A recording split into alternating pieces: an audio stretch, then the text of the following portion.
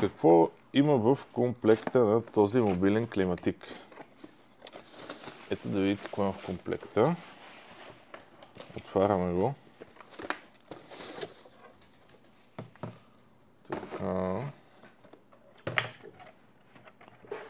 Има климатиче и едно кабелче. Което кабелче сега ще го видим. Остана в кутийката. Ето това представлява мобилното климатиче. От тук му сипвате вода, а ето го и кабелчето.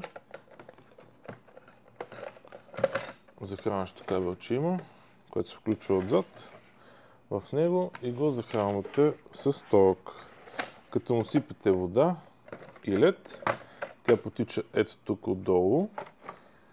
Водата, напояват се ето тези мембрани се напояват с вода и като циркулира въздухът, отдава студен въздух. Ето го вижте го, какво представлява. Доста ефективно е за по-малки помещения да ви охлажда помещенията. Може да го поръчате от нашия сайт autocraft.bg или на посочените телефони.